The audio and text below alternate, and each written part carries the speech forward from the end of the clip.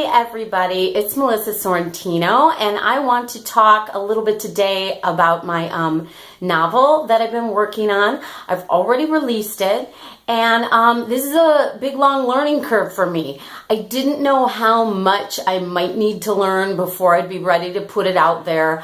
I felt pretty confident about putting it out there, and I still do.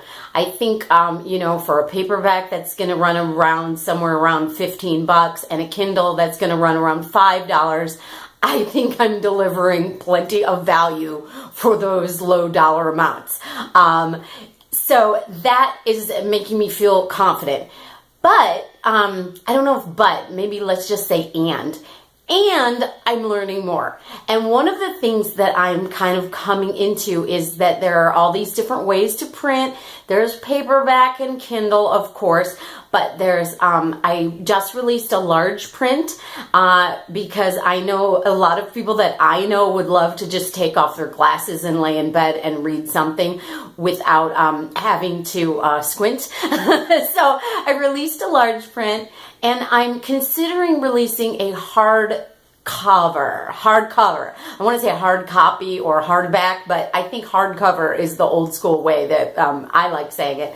So I'm considering releasing a hardcover, but it's sad. It's a little sad for me because kind of my childhood dream is to visualize this like hardcover book, and I'm signing the book and handing it to some younger girl who's just like me, who's going to enjoy reading it and being inspired by the characters and by the actual fact that like a woman wrote a book about somebody, just like her. So anyway, that's kind of like my personal fantasy dream. I might release a hardcover and there's like literally one person that wants to buy it. So hi person, you know who you are. And I am really on my grind trying to figure out how to get that out to you.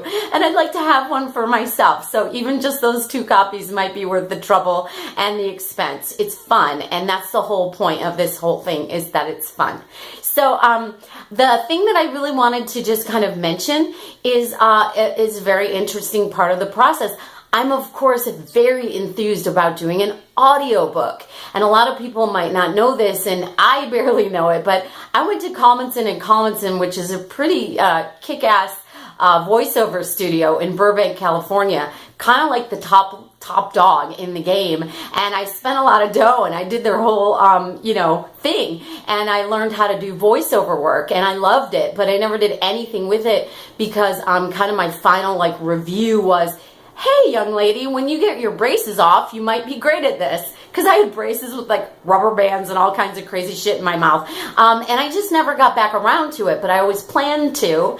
And, I'm still alive. My improvisational life is still going. So at this point, I'm getting an inspiration that, how cool to fold that into just making my own audiobook. So I recorded about 10 minutes and I love it.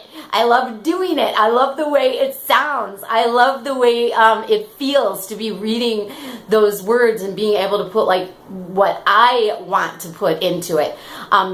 Which no one is ever really going to be able to touch what I want to put into it, since I'm the one that wrote it and I'm the one that sees it truly in my mind.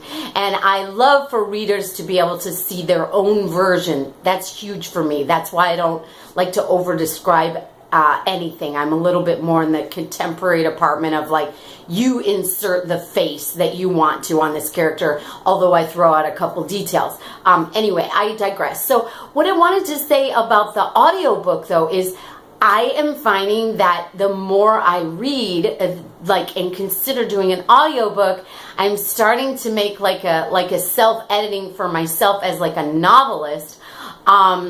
I think next time around, when I finish my next novel, which I'm halfway through, when that's done, I'm considering doing the audiobook first for myself so that I can do that with a red pen in hand and a copy and actually, mark up the copy and then maybe do a rewrite off that, because it's as I'm reading the audiobook that I might stumble on a sentence and I'll be like, hey, there might be like a weird punctuation mark in that sentence. Maybe I should have used the word that instead of just like nothing, or, you know, any, you know, I won't go into grammar world, even though I could because I geek out on it.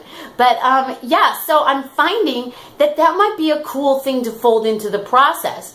Write, rewrite, do my little grammar run through, then do a voiceover audiobook, and then do a final rewrite, and then sadly I might need to redo an audiobook, which is a lot of freaking work for $15 paperback. So I hope a lot of people buy it, because, you know, it's not like I'm making 15 entire dollars. That's, you know, I just make my dink royalty. So I don't know if this is a financially viable thing to do, but thank God.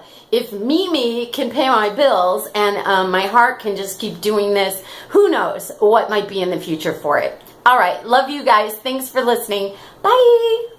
I almost said ciao. Ciao. Buonasera, everybody. Okay, bye.